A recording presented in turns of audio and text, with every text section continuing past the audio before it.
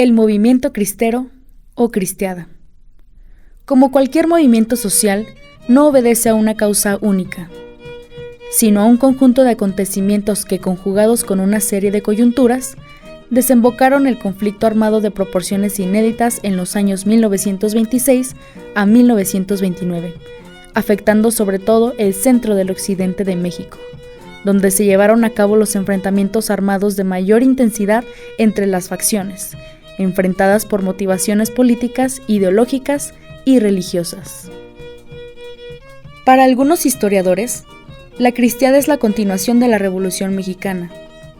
Incluso, hay quienes han sugerido la etiqueta de contrarrevolución.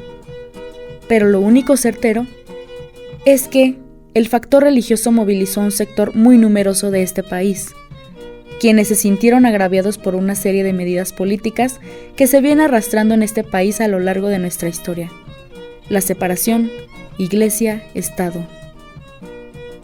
La imposibilidad de una salida política al conflicto entre grupos antagónicos radicalizados desembocó en una encarnizada lucha fratricida que, como ha dicho Jan Meyer, fue y significó para México un drama inmenso, que por decreto terminó en el año de 1929, después de los acuerdos firmados entre representantes de las dos instituciones en conflicto. Bien, el problema o el asunto del movimiento armado religioso va un poco más atrás, tiene sus raíces en las leyes de reforma. Se aplican las leyes de reforma donde hay una restricción de los derechos de los católicos, de los derechos de la Iglesia. El Estado mexicano va aplicando las leyes de reforma en detrimento de la función o de la actividad de la Iglesia. Un grupo de católicos se organiza para protestar. En esta serie de protestas no tiene efecto cual ninguno, porque fueron protestas pacíficas. En un momento dado pasan a un segundo plano y son protestas un tanto armadas. Por eso hubo dos movimientos, el movimiento del 26 al 29 y del movimiento del 33 al 36. En la primera es igual, es el mismo movimiento, pero no surte el efecto necesario y entonces se ve la necesidad y hay mucho más acuerdo en el segundo movimiento religioso armado o armado religioso.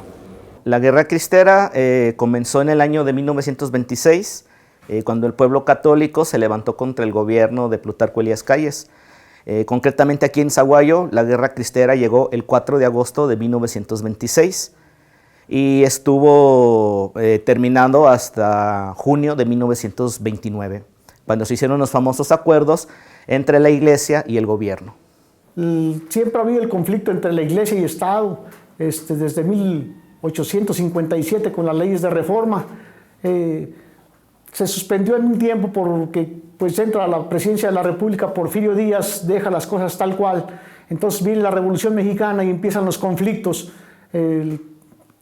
Luego viene la Constitución de 1917, promulgada en Querétaro, y hay ciertos artículos que pues le quitan todo el derecho a la Iglesia y ahí comienza el conflicto. Posteriormente, el 21 de julio de 1926, se implementa la ley Calles, que le quita todo el derecho a la Iglesia. La Iglesia tiene como finalidad en este movimiento del 26 acompañar a los feligreses que se habían levantado en armas, nunca azuzar, acompañar simplemente como lo ha venido haciendo toda la vida. Estructurar comunidades donde se viva la fe católica, donde se practique los principios de la fe, donde se construyan comunidades en las cuales se pueda reflejar fielmente el reino de Dios. Y el papel de la Iglesia siempre ha sido acompañar, estructurar y promover la fe y la vivencia de la fe.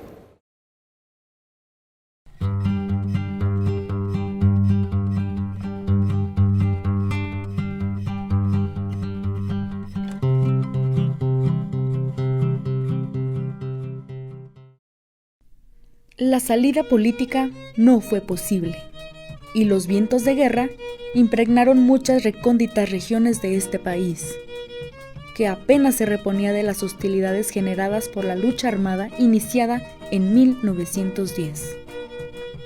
Ahora las razones eran distintas.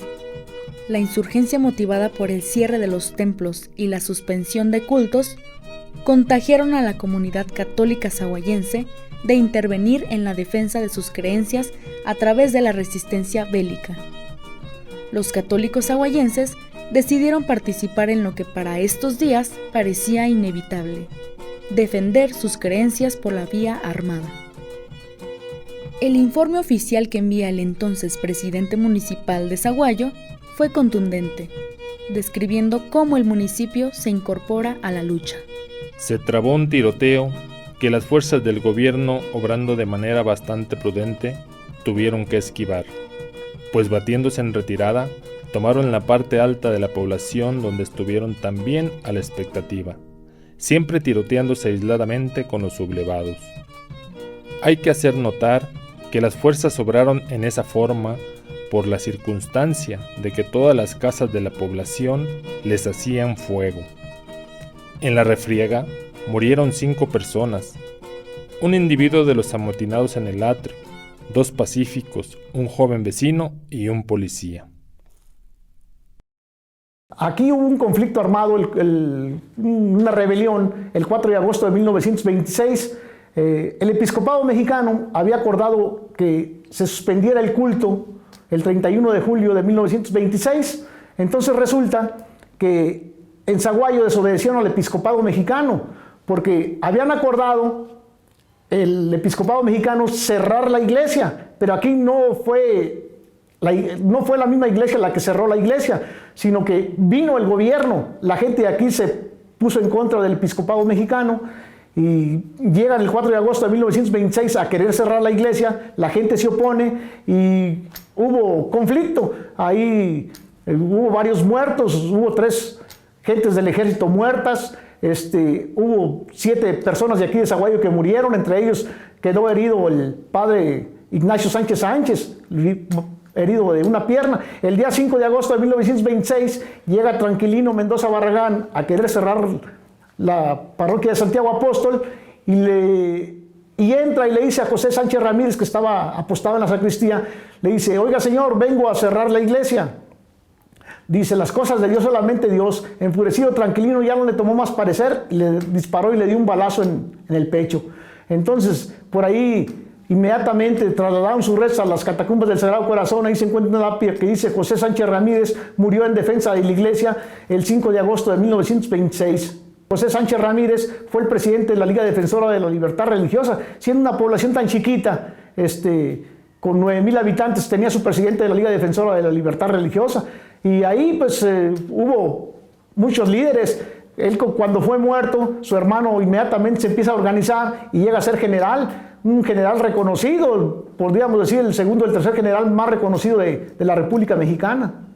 Esta zona de Michoacán hubo un gran general cristero, el general Ignacio de Jesús Sánchez Ramírez, que él fue general cristero porque el día 5 de agosto de 1926 fusilan a su hermano José Sánchez Ramírez, un hombre muy creyente, muy católico, defensor de su fe, que fue muerto en el templo de Santo Santiago Apóstol, en la parroquia.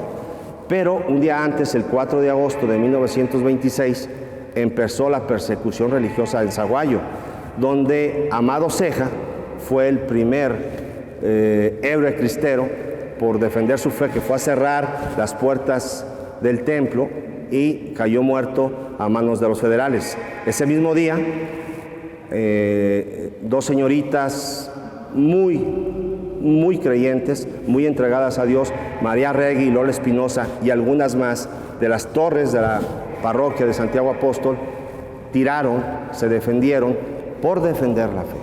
Pues ya la gente comenzó a organizarse, cristeros de Sahuayo, de San José de Gracia, como somos parientes, aquí casi todos somos una familia, San José de Gracia, Cojumatlán, Cotija, casi por lo regular tenemos un parentesco con toda esa gente y se empezaron a organizar y fue pues algo muy fuerte que se dio aquí en Zaguayo, porque en realidad Joaquín Amaro tenía mucha consideración, porque se dice que la esposa de Joaquín Amaro era sobrina del padre don Luciano Gómez. El padre don Luciano Gómez celebraba sus misas abiertamente, no a las escondidas. Y un día llegó Joaquín Amaro y le dice que tuviera más cuidado que eso. Y dice, dice, quítese también la sotana. Y le dice, no me la puedo quitar. Y dice, ¿usted por qué no se quita el uniforme? Dice, porque esto me identifica como militar. Digo, pues esto a mí me identifica como sacerdote. Y celebraba las misas sin ningún pendiente. Entonces en esta región, Rafael Picasso siempre tenía la precaución de avisarles cuando iba a venir gente del ejército. Por eso es que por esta región no hubo sacerdotes muertos. Del que tengo yo memoria fue de Miguel Guízar Morfín, que lo mataron en la estación de tren en Los Reyes, y también del padre José Mora Salado. Él venía de Jalisco y ahí en los corrales lo mataron. La intención es que aquí fueran sepultados todos los cristeros asesinados, mártires. Y aquí tenemos bajo nuestros pies, se encuentran cajas que contienen los restos de estos 27 mártires que vemos ahí retratados. Son mártires, son personas cristeras que fueron capturados en Cotija, en una cueva llamada El Moral. Y cuando fueron capturados fueron traídos prisioneros a la parroquia de Santiago Apóstol. Muchas personas preguntan, ¿por qué eran traídos a Zaguayo los cristeros? Eran traídos porque aquí se encontraban las máximas autoridades. La autoridad civil a cargo del diputado Rafael Picasso Sánchez y la autoridad del ejército, el general Félix Ireta, que llegó a ser gobernador de nuestro estado de 1938 al 42. Entonces, por ese motivo que eran traídos los cristeros. Aquí los torturaban, les sacaban la información y posteriormente eran ejecutados o fusilados o colgados. Era el modus operandi en que los mataba el ejército por ser considerados traidores. Hubo hechos que tuvieron mucha trascendencia, por un decir, los colgados de la calzada de los mártires cristeros. Ahí hubo un combate en el Cerro de los Tejones, que está arriba de Cojumatlán. En ese combate, los cristeros, como eran muy buenos tiradores, ahí participaron familiares de nosotros, que son los González, Jerónimo González, Alfonso González y Santos González, eran muy buenos tiradores. Entonces, por ahí hay un video en YouTube donde sale precisamente Alfonso González diciendo de ese combate, donde ellos estaban en la parte alta y venía una columna de gente del ejército, y como eran muy buenos tiradores, tiro que tiraban, tiro que pegaban, mataron a 98 federales. Entonces, de ahí, de esos 98 federales, pues se surtieron de armas. Decía mi tío que puro rifle nuevecito, dice, puro rifle nuevecito, dice, aquella chulada de rifle. Entonces fue tanto la furia del gobierno que la población civil también sufrió muchísimo, porque ahí colgaron a un niño, Sacramento Ceja y Alfonso Ceja, que llevaban su bastimento, para comer, porque tenían una parcelita sembrada. Entonces el ejército le dice, hey, ¿a dónde van? Pues yo voy a mi parcelita. No, ustedes le llevan comida a los cristeros. No, nosotros llevamos comida a los cristeros. No, los vamos a colgar. Y los colgaron. O sea, era un niño de 9 años, mi padre. Y contaba él que pues, se vivían cosas muy tristes en ese tiempo. Hay personas que me han dicho que la nieta de Sacramento y de las personas que colgaron ahí por la calzada, dice ella que a ellos los encarcelaron en Cotija, a su abuelo y a su tío, y que venían por ahí por las 5 de mayo y que su tío decía que no, que él se quería rajar por lo que iba a vivir en unos momentos, y le decía a su padre, no hijo, usted no se raje, usted siga para adelante, no, usted grite viva Cristo Rey y la Virgen de Guadalupe. Y entonces cuando pasa así, la nieta de Sacramento me cuenta a mí que llegaron a la higuera donde los iban a colgar. Entonces Sacramento le dice un guache, ¿a quién quieres que cuelgue primero? Dice, a mi hijo, para que no desmaye. Y que cuando lo colgaron a su hijo, Sacramento le da la bendición y le pone su escapulario. Y cuando ya lo colgaron, las gotas de sangre de su hijo, a Sacramento le caían encima, o sea, lo rociaba con su sangre. Entonces ahorita lo que yo veo es que esa gente sufrió demasiado por lo que en verdad vale, la fe en Dios, en la Santísima Virgen y en la Eucaristía.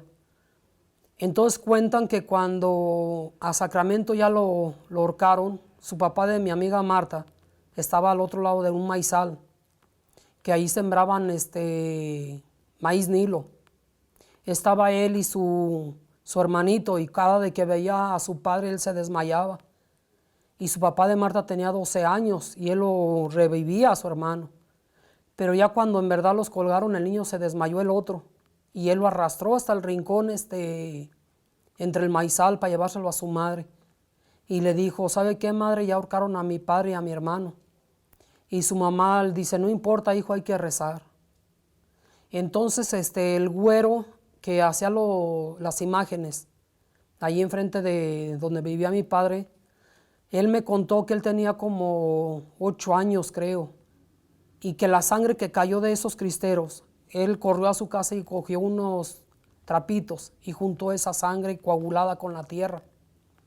Que cuando ya terminó lo de los cristeros, que terminó todo, a él lo buscaron de la iglesia o no sé de dónde y se la quitaron para hacer reliquias de los cristeros.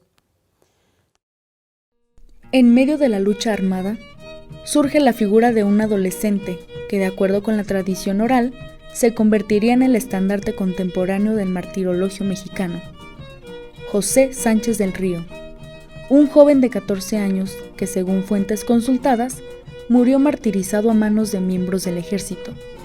En una guerra como la que experimentó nuestro país en esos años, se cometieron excesos de ambos lados. La muerte de José Sánchez del Río fue una muestra de que la violencia armada nos deja experiencias que no debemos repetir.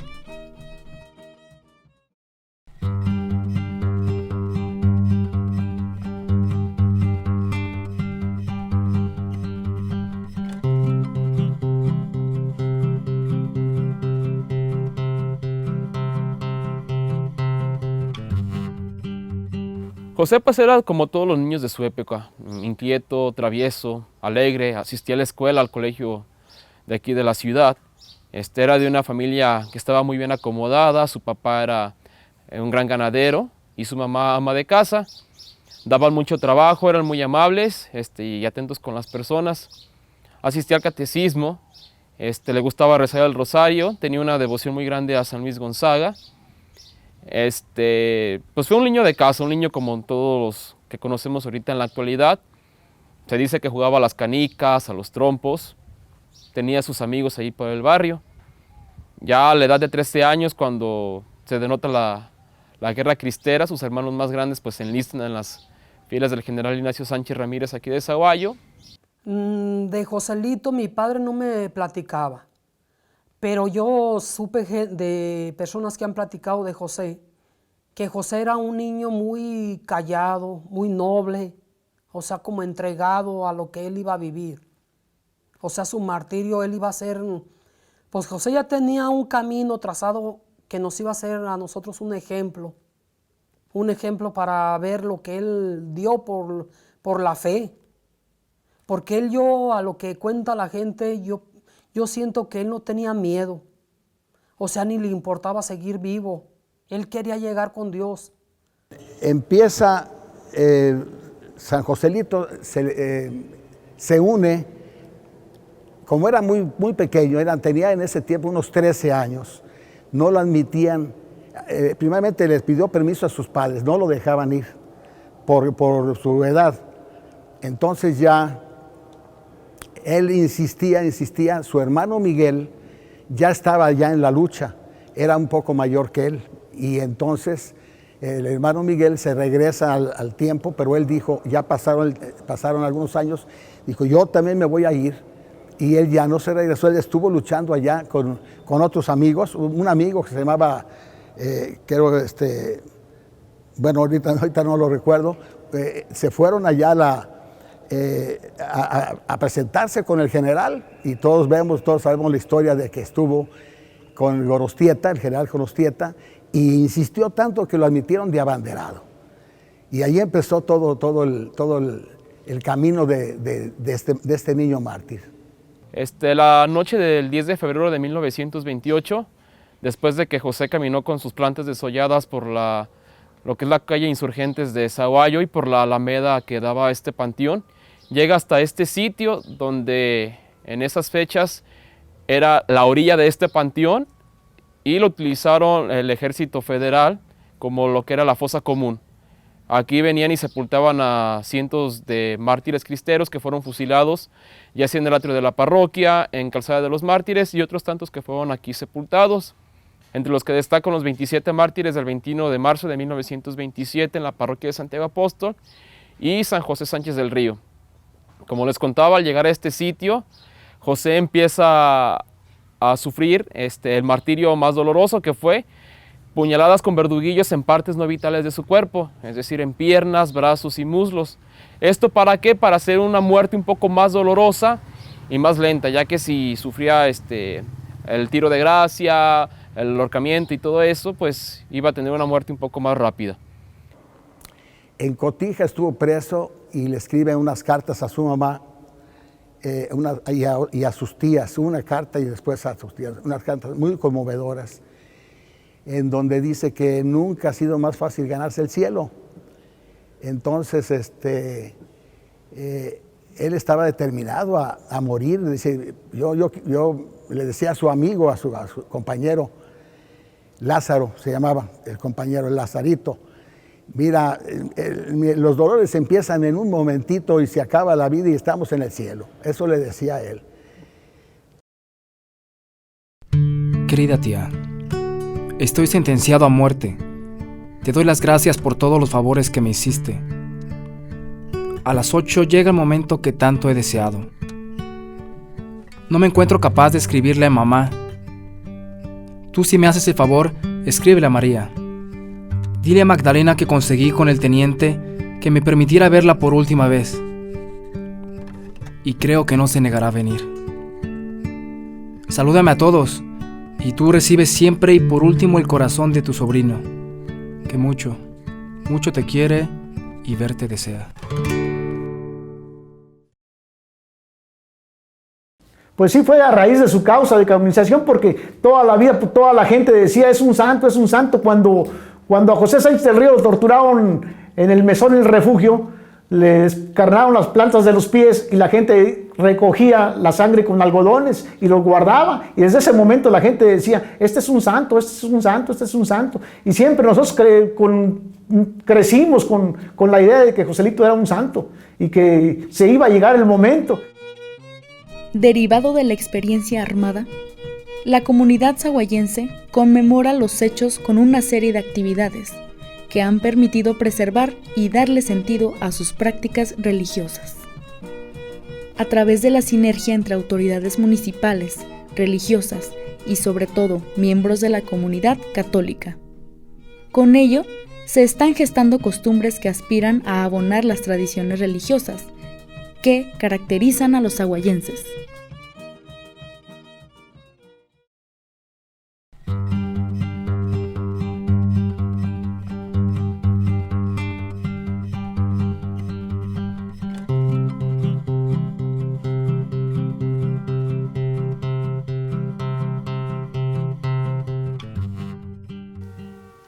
Pues empezaron una peregrinación cuando se beatificó José Sánchez del Río. Empezó Manuel Vega con otros compañeros a hacer una peregrinación, que incluso no sabíamos que se iba a hacer esa peregrinación. Y pasó ahí por la esquina de la casa y le dice mi tío, ¿hora de qué? Y ya le dijeron, es de Joselito Sánchez, que lo acaban de beatificar. Dice, y se va a hacer cada año. Y así quedó. Pues salimos, vimos y ya nos recogimos otra vez a la casa. Y ya a los días, dice mi tío, dice, oye Esperanza, ¿por qué no le dices a Manuel Vega o al encargado? Dice, que yo puedo hacer los colgados que yo vi de niño. Dice, ¿y si los ponemos? Y dije, ay, ¿cómo nos agarran a pedradas? Dice, no, dice, hay que hacerlos. Dije, no, hay que primero preguntar. Y ya me dice, ve y búscalo. Ya fuimos y buscamos a Manuel Vega y dice, pues sí estaría bien. Dice, bueno, dice, pues hay que ponernos a trabajar. Y sí, nos pusimos y empezamos a trabajar y se hicieron las imágenes. Bueno, en función de que esa parte, esa entrada a Zaguayo, entonces la gente cuando los cristeros venían los esperaban para darles alimento, para darles de comer. La gente de Zaguayo siempre ha sido muy buenas personas, muy generosas siempre. Entonces, pues ahí ya los esperaban, les daban de comer. Era la entrada de Zaguayo, la calzada de los mártires cristeros y la calzada Revolución. Es para conmemorar a todos los mártires cristeros, que a los reconocidos y a los que no han sido reconocidos. Ahí le nombramos nosotros el Día del Cristero. Festejamos a todos los cristeros, a todos esos valerosos hombres que dieron su vida por Cristo Rey. Este grupo nos dedicamos a traer un fuego de la ciudad de Cotija, donde fue aprendido San José Sánchez del Río. El fuego tiene un significado muy especial. Cuando nosotros llegamos a lo que es la parroquia de Nuestra Señora del Popolo en la ciudad de Cotija, de ahí tomamos el fuego del cirio pascual, que quiere decir Cristo vivo en la iglesia. Entonces nosotros tomamos ese fuego, lo trasladamos en una antorcha, que venimos de la ciudad de Cotija nuevamente hasta Zaguayo. Entonces este fuego quiere decir Cristo vivo. La parte de abajo, de donde el mango, de donde va agarrada la antorcha, están forradas todas las antorchas de rojo con blanco, que quiere decir la sangre y la pureza de San José Sánchez del Río. La idea surgió prácticamente, tardó varios años en poderla dar a flote por la cuestión de muchas circunstancias, en cuestión de apoyos, de que pues era un evento nuevo, y a veces, como todo tipo de evento nuevo, a veces sí se complica el inicio. Pero surgió el 20 de noviembre en la beatificación de San José Sánchez del Río en la ciudad de Guadalajara, en el estado de Jalisco. Se tardó unos años en poder dar a flote, pero ya son 12 años que tenemos este movimiento nuevo. Hasta ahorita solamente existe esa antorcha de San José Sánchez del Río. Hay otros movimientos, por ejemplo, los cristeros de la calzada, la Guardia Nacional Cristera, los vasallos, los rosarios, habemos los de la cabalgata. Hay infinidad de grupos que participamos en este tipo de la fiesta de San José Sánchez del Río, y grupos que van surgiendo nuevos, que debemos, como los que ya estamos instalados y bien proyectados en lo que es la fiesta, debemos ir apoyando nuevas ideas y nuevos grupos para que esto crezca cada día más. La lucha armada llegó a su fin de manera impensable para los bandos confrontados. La paz necesaria llegaría por decreto a través de los llamados arreglos o modus vivendi. A la distancia, queda en la memoria una página que no ha terminado de escribirse, pues la historia de la guerra cristera no ha dicho su última palabra. Pero debe quedarnos claro. Esto debe ser para conocer a fondo un pasado que no queremos que se repita, para que no sea letra muerta ese dicho popular. Aquel pueblo que no conoce su historia está condenado a repetirla.